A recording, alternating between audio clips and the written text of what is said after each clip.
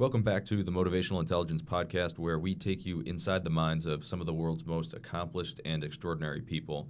I'm Sean Johnson, and today we're taking you inside the minds of the leaders at one of the world's most prominent banks. This is an excerpt from John Casey's keynote to our friends at Citibank.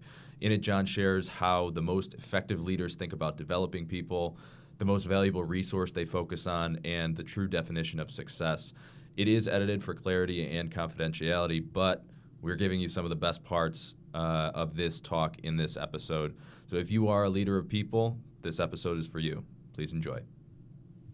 The Motivational Intelligence Podcast is produced by the team at Too Logical.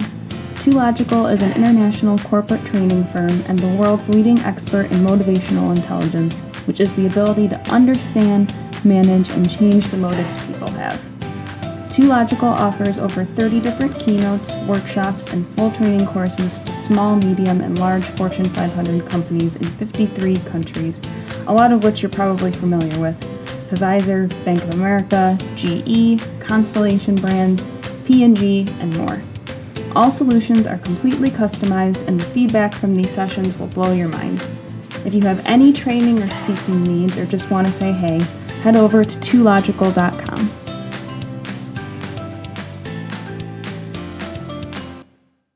As Elsie mentioned, my name is John Casey. I work for an organization called Too Logical. You know, that last go-round in Q&A talking about talent and the number 2 area that you would invest in, that's all Too Logical is about: identifying, developing, and retaining top talent, and understanding what it is specifically, and then how to do it. I love how Elsie set up. You guys are great at measuring the what, because you have to, because in the end, that's the scoreboard. You're getting better at measuring the how. We're going to give you some more tools for that. And we're also going to talk about the why, because that's where the want to, that's where passion and self-belief start, the beginning of it all. So I'm very excited to share with you a couple of the best practices, simple best practices of leadership and management. I've personally traveled to over 6 continents to deliver this type of messaging, and it's been embraced and instilled across industry, across teams. So I'm very excited to get going. I also want to ask you a couple questions before we get started about what you've been talking about this afternoon, and that is your most valuable resource, your most valuable asset. Everybody in this room has something in common, first of all, and that is that you have chosen a career in finance, in banking. And by the way, everyone chooses their career. You've chosen well. You know, if you think about finance, if you think about banking, it really is about service, whether it's individuals or companies. Finances are often the most complex or misunderstood or screwed up area of individuals or organizations' lives. And you go and bring clarity. You bring best practices. It is a career of the highest calling. So congratulations. I hope you're proud for your career choice. And now, because you're a leader, you've chosen a career of developing, of growing other people. And that is of the highest calling. And if you think about it, every conversation you have with a client or a team member creates either positive or negative momentum. How do you consistently create positive momentum? How do you have conversations that bring out the best in others? Help your people get out of their own way. Because that might be the biggest impediment they have, some of their own flawed or limited thinking. So we're rarely taught how to be a great leader, although we've probably had one in our past. So I'm going to ask you about that in a little bit. You know, I love this quote because this is a well-known international economist, banker, who's talking about what he thinks is the most important.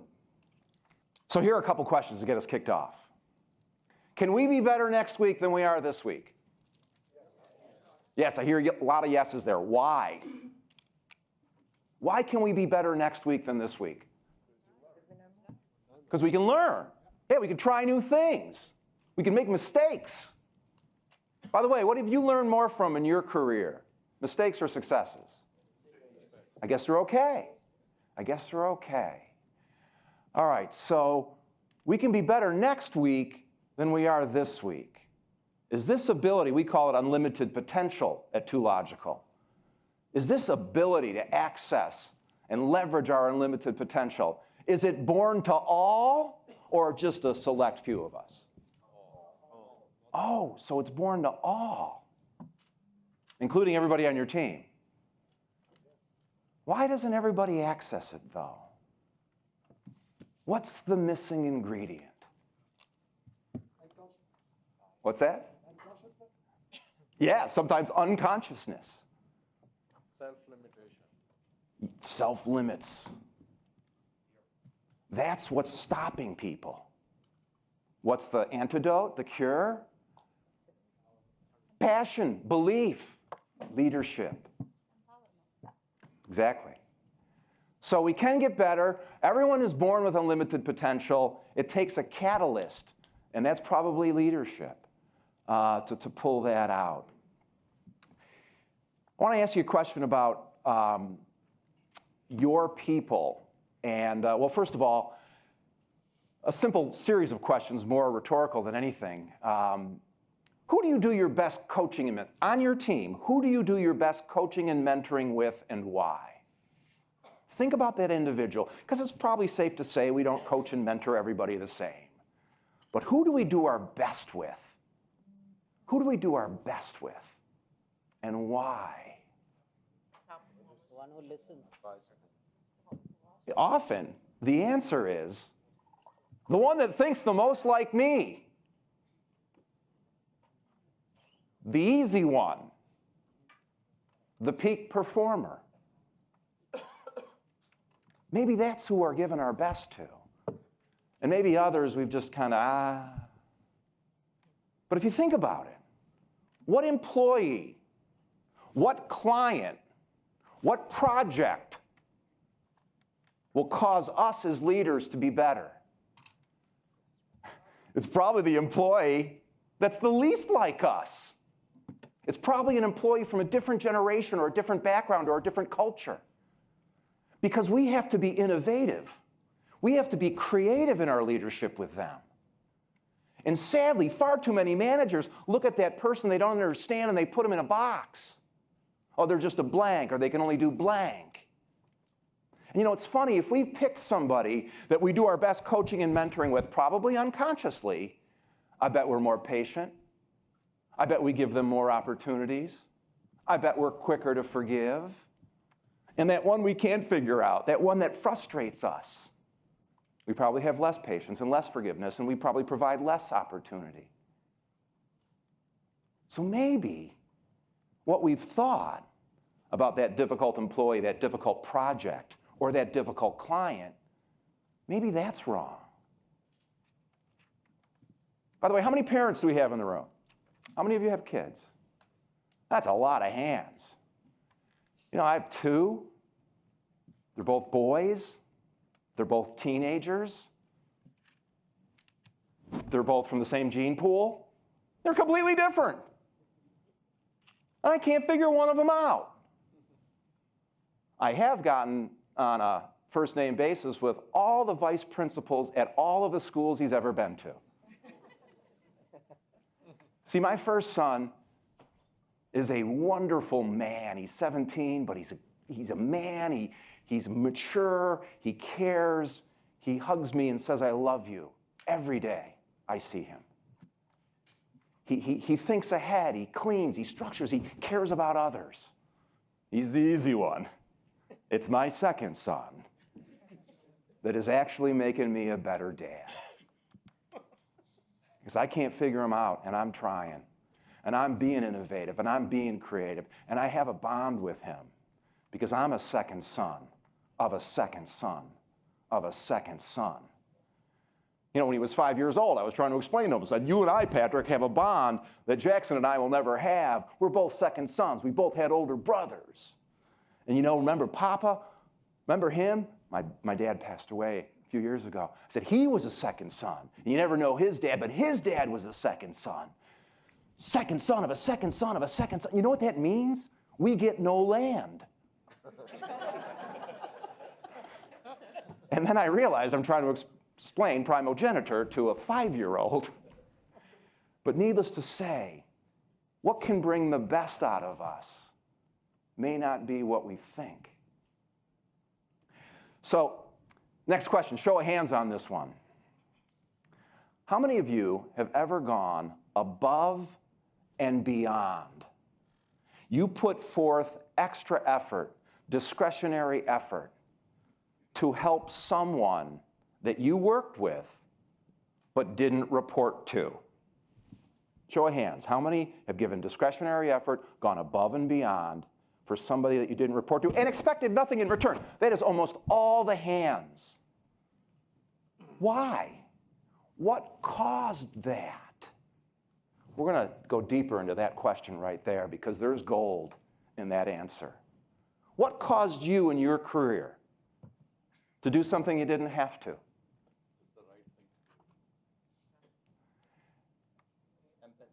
And the more you think about it, the more the answers will come.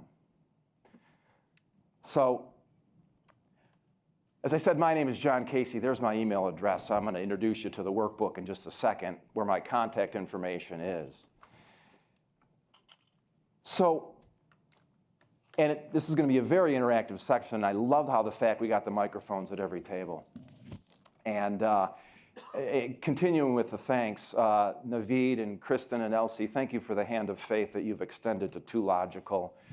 And Pedro and Mauricio and Sebastian and Esther, country heads, your colleagues. I spent time on the phone. Thank you for their time. Thank you for your time and your insight helping me prepare for the program. A quick bio on me. I'm the Executive Vice President, Director of Corporate Development at Too Logical. My career didn't have a very glorious start. First of all, I was the first member of my family to go to college, to go to university, because all my grandparents were immigrants to the United States, and my parents didn't go to college, and my older brother didn't go, and I was the first to go, and it wasn't because I was a stellar student. I wasn't. As a matter of fact, I guess I'm not afraid to say, I graduated in the top 75% of my high school class. I realized about 10 years ago that sounds a lot better than the bottom quartile. You know, it's pretty much the exact same thing. But I just lie. I graduated in the top 75% of my class.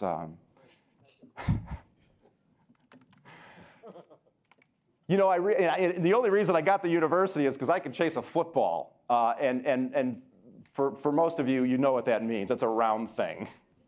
It's not an oblong thing like they call it in the US or in Australia. So I'm a footballer. And I went to university to play football. But when I went, I became a student. And I realized why I did so poorly in high school. I was missing the three most important plans of being a student. I did not know how to take notes in class. I did not know how to prepare and study for a test. And I did not know how to write a paper. So there wasn't really anything wrong with me. There were just some things that were missing. And once I figured out those three plans, I did study abroad. I did live in Europe. And I did graduate with honors from university. And I became a lifelong student. So now I'm charging out into the work world. I'm going to get my first real job. And I couldn't believe it. One of the first jobs I interviewed for, I got. And now I'm an entry-level sales guy. And you know what? The first 3-4 weeks was fun because there's a honeymoon period every time we start a new job or start working at a new company. And they're nice, and it's a little easier than it's going to be eventually. But then somewhere, somebody throws a switch, and everybody starts talking to me differently. And they start saying, you got to do this better, you got to do this faster, and you got to do more of it, and you got to work longer, and you got to get here earlier, and you got to do some stuff we didn't tell you about at the beginning. That happened after about 3 weeks of that first job. I'm 22 years old. That freaked me out. Here's what I learned at 22, my first real job. You can say anything you want on your last day of work. The important lesson here is plan that it's your last day of work and don't be surprised. So I was surprised, so I lost that job.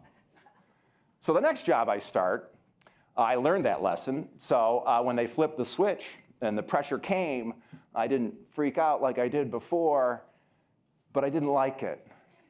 So I quit. Well, I didn't actually quit the job, I just quit mentally. And I kept going to work. I bet we've all met an employee who's quit but stayed. Boy, they can infect others, can't they? Yeah, guess what they're going to do when a new employee joins? They're going to be the informal onboarding system. Think about it. That was me. All right, I'll fast forward the story. I'm now 25. I'm starting my 5th real job. And now I'm bitter. And I am envious, wondering why younger people are going higher than me. This 5th job was just like all the others. It was another entry-level sales job. What was different was the boss. I had never met a man like Mark Colosi. Now, he was only a year and a half older than me physically, but he was about 30 years older than me mentally. You know, he and one of his brothers and another friend from school founded a telecommunications company in Rochester, New York called ACC Long Distance. I was about the 20th employee. And you know, I'd never met a man with a bigger personal library than Mark.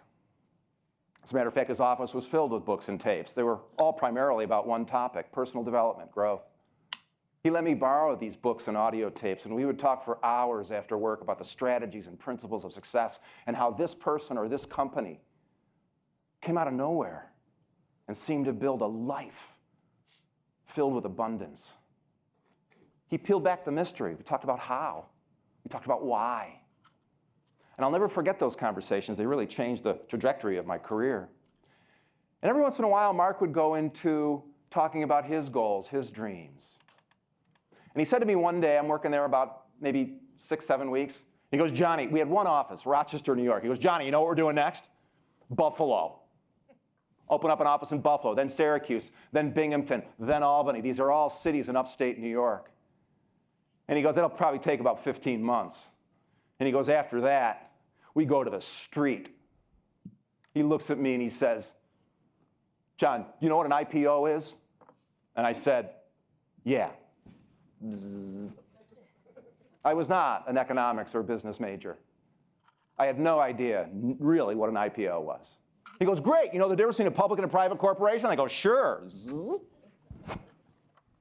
I didn't want to embarrass myself, expose myself, so I lied. So he never taught me. He goes, John, we need to raise millions. We're going to have an IPO on NASDAQ, probably in the next year and a half, 18 months. He goes, by the way, we're a private company. I'm glad you know the difference. He goes, you know, there's no market for our stock right now. It doesn't mean we don't have it. As a matter of fact, we do have stock. By the way, our current strike price is 10 cents. Would you like some? I go, what do you mean? He goes, you know, we can have just a little bit of pay taken out, put into our stock. It's a private company. May not be worth anything, but might be worth something. So, you know, we all hear things through our own filter. So my filter was very primitive. And I didn't think he was paying me enough in the first place. And I really thought he was asking for some money back. So under those conditions, I said no. Don't forget the strike price. So I'm there. He's already told me the story. So I'm there probably about 18 months. And we have an IPO. And the opening share price was $7. I can do that math. I thought the window would close. Didn't even get any at 7. Didn't even ask for options. Didn't know what they were. Within the first year, stock went to 50, split again. Over the next 3, 4 years, it goes to 50 again and splits. And I sat there and watched the AT&T executives come in. and buy the firm. And when AT&T closed the deal to buy ACC long distance, what AT&T paid, adjusted for stock splits, was $168 a share. And I watched multimillionaires get minted. And that hurt, because I was in the right place at the right time, but I was not the right guy. And we're going to talk more about really what causes success. Is it luck, timing, or circumstance, or is it cause and effect? I developed a saying at that stage in my life, and I repeat this saying to myself every morning. Win or learn. And I look in the mirror every morning, I say, today I win or learn. Today I win or learn. I know a whole lot more about investing. I know. So I was okay with losing the millions because I developed a career of hiring and training people, of growing people, of opening new markets, and I loved it. Didn't necessarily like working at AT&T, though, the phone company. The old motto was, we don't care, we don't have to, they don't have a choice. So now it's about 1992, and my old friend and mentor, Mark Colosi, calls me up and says, hey, John, I'm starting my next venture. It's called Eagle Productivity Solutions. We're a training and seminar company. That's my love and passion now after telecom. You want to come and join me? And I said, yes, I do. What's my stock program look like? And I amassed hundreds of thousands of shares in Eagle Productivity Solutions, and I got to work with my mentor again. And it was in 1992 that I got a chance to meet his mentor, the guy who had been coaching him throughout the 80s. That was behind the scenes. And what Joe Gianni was teaching Mark, Mark was teaching me. And I got a chance to meet Joe, Mark's mentor, in 1992. And then I built a relationship with Joe, and then, you know, Mark always had a goal to retire before he was 45, so he retired in 1999 at the age of 43 because he hit his goals.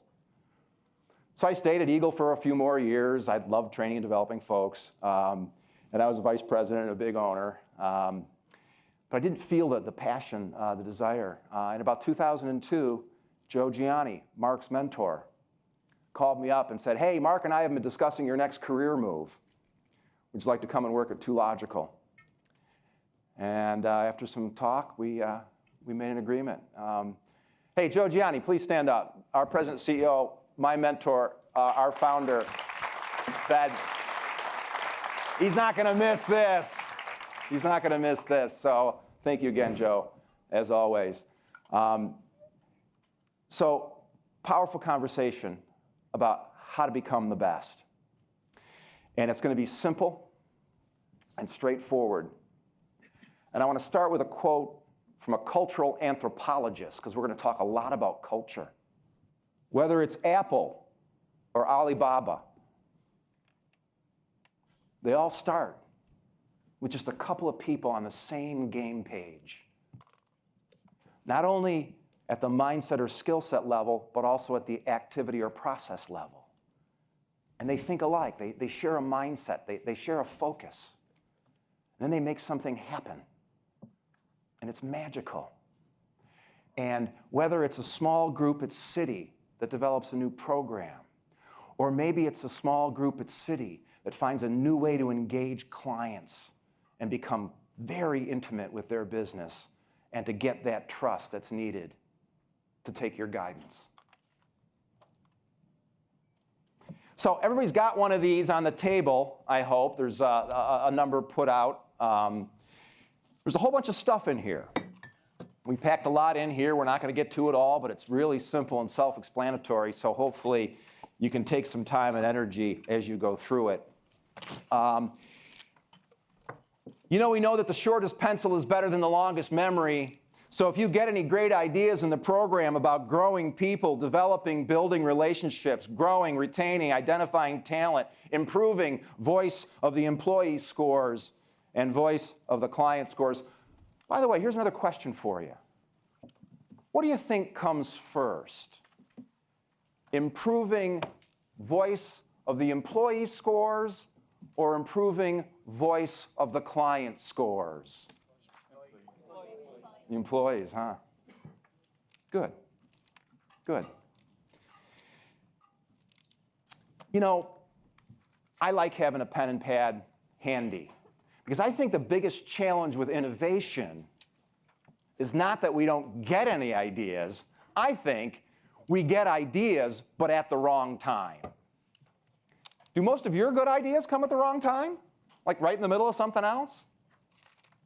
So we must capture them, and we must get our people to capture theirs so when we're together, we can share them. So there's a place to take notes. We're going to do some discussions. There's going to be exercises for you to do. That comes next. And then there's some reinforcement at the back, including my favorite article on leadership on the planet. I'll get to that in a little bit. So the question, what is success, or what is being the best, has really been pondered for millennia. The greatest minds in history across culture have asked this question. Now, there's some long and complex answers. As a matter of fact, the poet Ralph Waldo Emerson said, "Success is to laugh often and much, to win the respect of intelligent people and earn the appreciation of honest critics, to endure the betrayal of false friends, to appreciate beauty, to find the best in others, to leave the world a bit better, whether by a healthy child, a garden patch, or a redeemed social condition, to know that even one life is breathed easier because you have lived. This is to have succeeded." Wow. Don't ask me to do a toast at a wedding. You know, we like to simplify things just like you do at Too Logical. Here's what we like to define success as: achieving whatever you want to be, do, and have. And again, you have my congratulations because you've exceeded this over the last few years in a difficult, uncertain time. You know, one of the things I like to do with my kids is sit down with them a few times a year and talk about goals. And our first conversation every year happens in the first week in January. And my kids make a be, do, have list. And then we talk about those things throughout the year.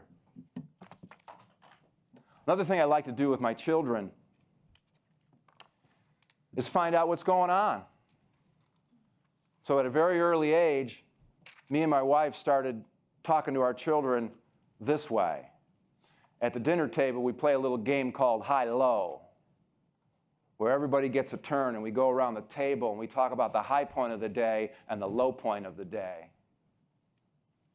And we sit there for 40 minutes, 50 minutes, just the four of us, and we have real conversations. And now I can be in some of my favorite places in the world, like Kuala Lumpur, and I can call up my kids. And of course, it's a 12-hour time zone difference, so I got to time it right. But I say, "Tell me about your day." And we have a conversation. You know, it's funny, you really find out what's important when you play high-low. And for an example, Patrick, that's my one who's making me a better dad.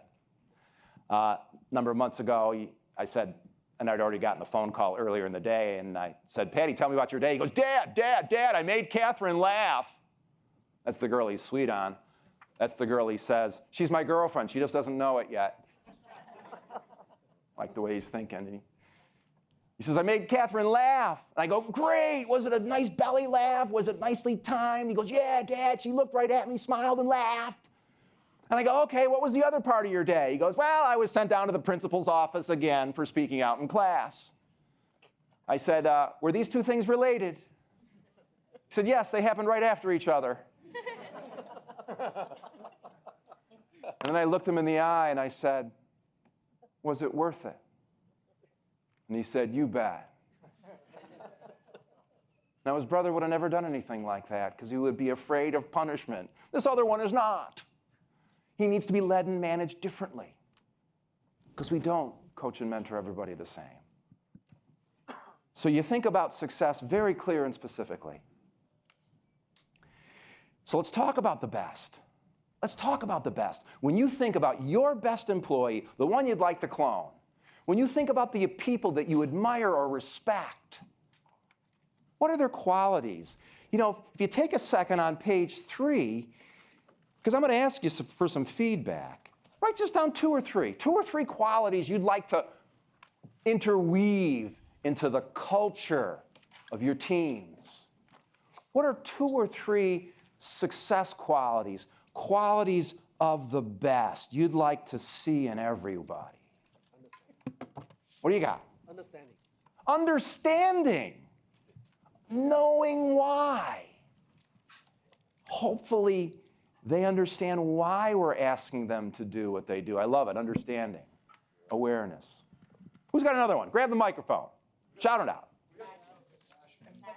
Passion. Empathy. Wonderful. What else?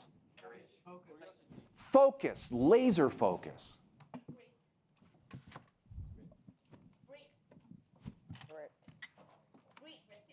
Yes. Resilience. Passion. Positivity. Optimism. Curiosity. Curiosity. Yes. Helping others. Ownership. Responsibility, ownership. Helping others. Helping others, service. Wow, what a great list. By the way, I don't know, perhaps you got a list of the slides ahead of time. I'm not sure. You know, I have asked this question on 6 continents. The answers are the same everywhere I've gone. But you know what's amazing when we ask this question? Nobody mentions, you know, some of the usual suspects like they got a really high IQ. Oh, they got several university degrees. Or nobody actually mentions a skill. Everything you mentioned, by the way, was attitude. Everything you mentioned was attitude. And what I've always understood is attitude is a choice. And we can pick what we think. And by the way, all an attitude is a habit of thinking. And we pick it. We choose what we think, time and time again. I'll tell you why we ask this question with every group, every client we ever engage. Because we want to let them know they already know what's required to be the best. And this question was how our company was founded. So Joe, our present CEO, the founder of 2Logical, always wanted to be an entrepreneur. But he realized after university he had to get a mentor and he had to learn the nuts and bolts of leadership and management from somebody that was in the trenches and great at what they did. So he did that for a number of years, has a great mentor. He still works with Randy. And so Joe's now ready to start what had always become his true passion, a development company. So he's getting ready to start 2Logical. First thing he does is goes through his Rolodex. I guess I'm dating myself, and some of you actually remember what a Rolodex was. And he looks at all the business cards of all the executives and all the C-suite people he'd met throughout his journey. And he started inviting them to a 2-day focus group because he wanted to talk about developing talent. So he's got, you know, almost a couple of dozen folks in a room for a couple days with him talking about developing people. And he hits a roadblock about an hour into the program. One of the guys in the room, he was a senior vice president of sales and marketing for a Fortune 10 company. And he goes, Joe, I understand what you're doing and I applaud your due diligence. But I have to tell you right from the outset, I don't think training really works. I think people are who they are, and you just got to get better at picking them. So this whole thing about developing people is kind of getting off the rails. And he goes, I don't have empirical data on this, but I have 30 years of experience in the trenches. And here's what I've seen time and time again. You know, we have these wonderful training programs that look like they're going to close the gap. So we approve them. We put everybody through them. Here's what I usually see coming out the other side. Only about 2 or 3% of the people we put through these programs adopt all the strategies that are being taught, go out and use them, and get better, bigger results. But it's very tiny, 2, 3%. Some of the heads in the room not in agreement. He goes, the next batch of participants, maybe 20, 25%, they try an idea or two. We may see a spike in their results, but then they seem to backslide. They go back to who they were. There's no long-term change. And more heads are nodding in agreement. And then he goes on to say, the biggest bunch, 70, 75% of the people we put through these training programs, we don't see any positive impact on results at all.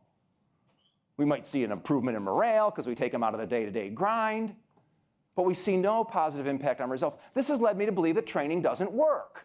And now everybody's in agreement, and Joe's goal of this focus group is completely off the rails. So he looks at the man, he says, okay, you did say it impacted 2 or 3% of your staff. Who are those people? And he says, well, those would be our best employees. So Joe thought, wow, so training only makes your best employees better and does nothing for everyone else? That's not right. He goes, well, let's as a group describe our best employees. And that was the very first time this question was asked. So that group spent over 30 minutes listing qualities. Then there was a senior vice president of HR, and she stopped it, and she said, listen, now we're splitting hairs. Those two words mean exactly the same thing. What we should do next is put the similar qualities in the same bucket, see how many buckets we come up with. So that's what they started to do next, and they only came up with 3 buckets.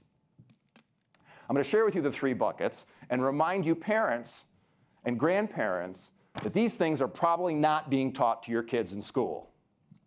So the home needs to be the classroom for these things.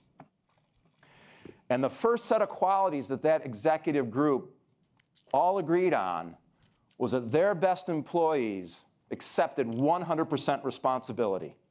They held themselves accountable. They owned not only achieving their goals, but overcoming the challenges that were in their way. You think about personal responsibility. You think about accountability. How do you instill it? And by the way, if you're a leader, how do you remove excuses?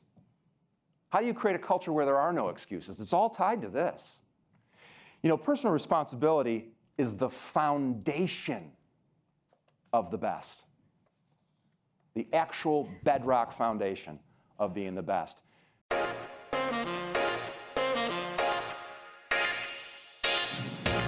Hey guys, one more thing before you take off. This is Motivational Intelligence Insider. It's just a very short, exclusive email every Monday that comes from Dave, John, and the guests on this show.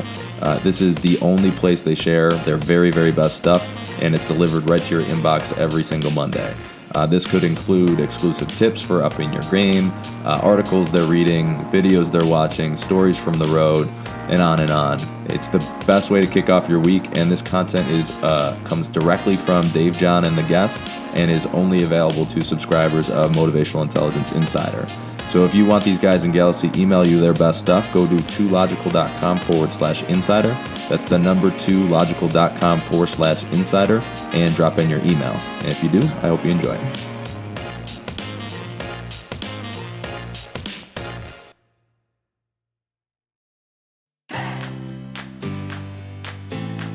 The Motivational Intelligence Podcast is produced by the team at 2Logical.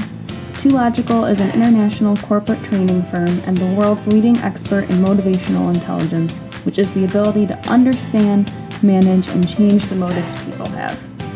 2Logical offers over 30 different keynotes, workshops, and full training courses to small, medium, and large Fortune 500 companies in 53 countries, a lot of which you're probably familiar with.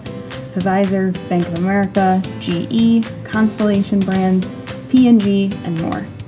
All solutions are completely customized, and the feedback from these sessions will blow your mind. If you have any training or speaking needs or just want to say hey, head over to 2logical.com.